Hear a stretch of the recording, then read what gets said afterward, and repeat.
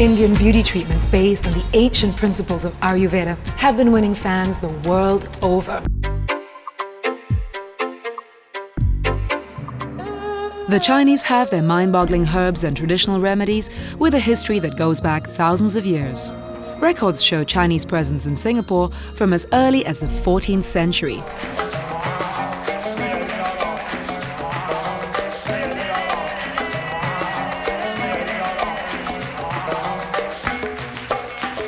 The Javanese, Bugis and Malacca Malays settled in Singapore as traders. Here, their cultures flourished.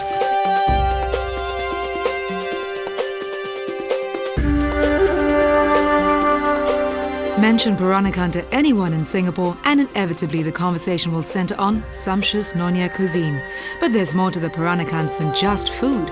Essentially a fusion of the Chinese, Malay, Dutch and Portuguese cultures. The Peranakans... Bare Beauty Season 2 actually became very Singaporean, but very personality-driven as well.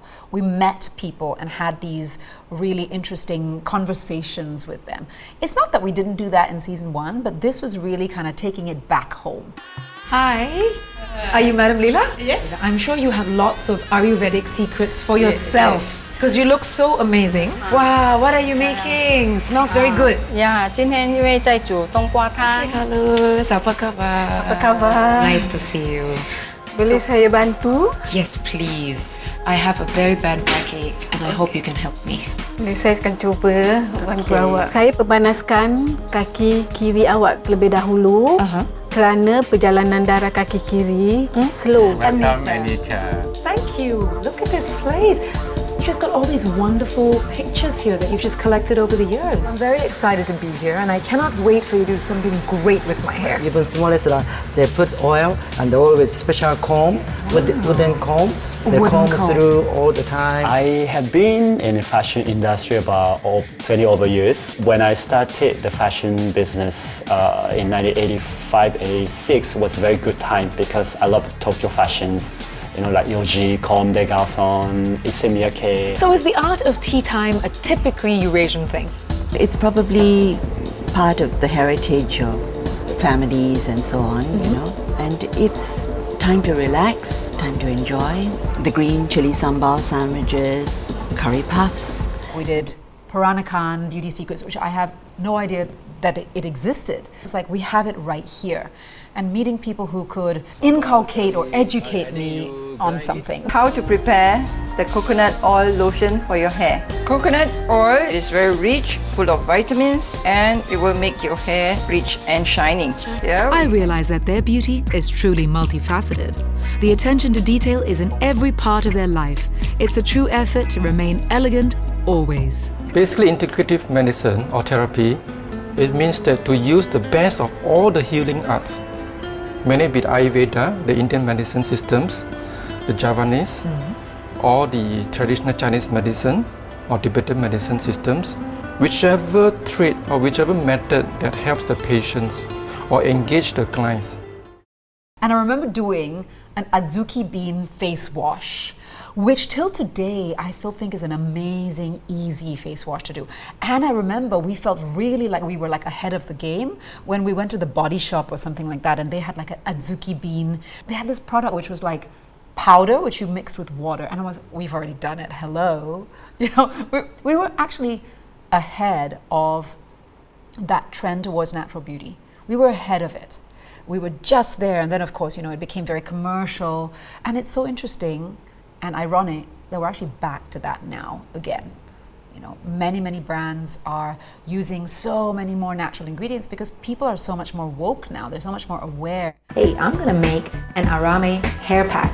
Now, if you're wondering what arame is, it's a kind of seaweed. There's 4 ingredients going into this. I'm gonna start with some almonds. I'm gonna whip up a lovely cooling powder. And it's actually so good as a cleanser for the skin that when you rub it on your skin, it will actually turn from a creamy texture to sort of dirty, well, depending on your last bath, I suppose. So I'm about to do just that.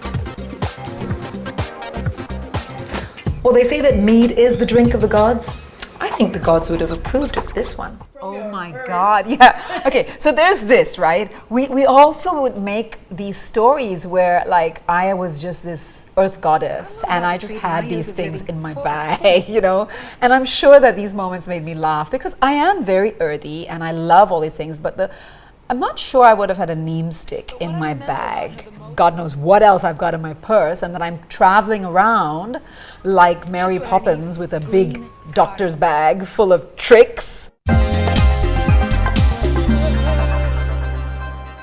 We had so much information. I don't even know how I remembered all of this stuff. It was like educating myself every single episode to remember all these facts and details, but then to present them in a way like, I know this, but because I was interested, and we were all interested, and we were all fascinated, and our guests were fascinated.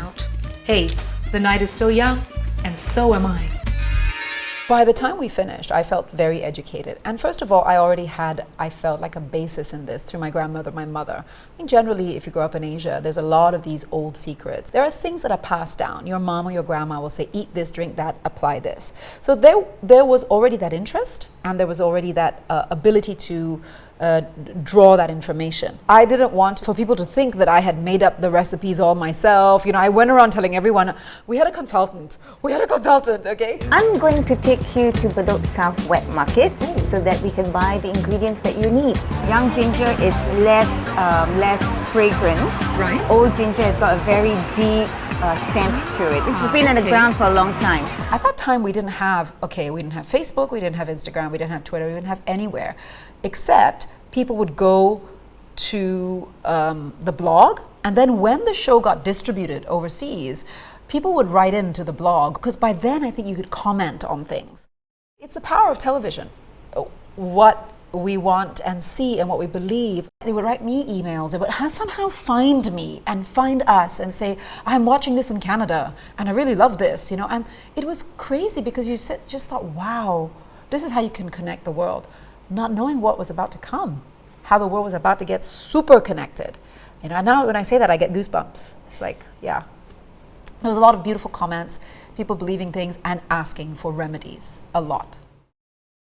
But I also wanted to be an expert because I found it so fascinating and interesting.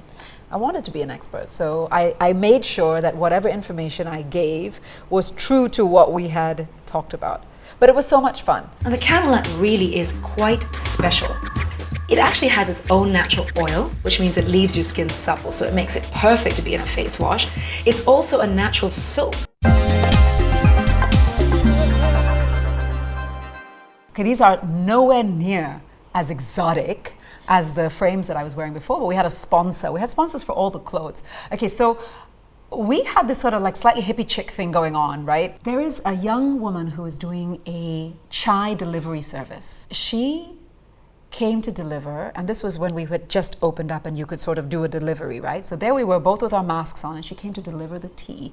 And she stepped out of my lift and she just went, oh my God, oh my God, oh my God, oh my God. I can't believe I'm meeting you. And she said, do you understand what you meant to me when I was growing up? I saw a person of my color with my hair wearing glasses on the screen. And I think we broke a lot of those boundaries. You know, I wasn't like a perfect size 0, you know, and I wore all these like crazy clothes and I had these crazy glasses. And she said, I felt like, wow, there is somebody that looks like me. And she actually went online and did a little video about it and everything. And it was beautiful. To know that something has an impact that way, that's, even if one person feels that way, I think it's beautiful. Because we didn't make false promises. You know, if we were talking about something that was for the body, we didn't say, oh, and tomorrow you'll wake up and you'll be another person and in 10 days you would have lost 25 pounds. And we were very careful not to dictate to bodies or size or skin color. You know, and that's why I felt it was a show ahead of its time, yeah.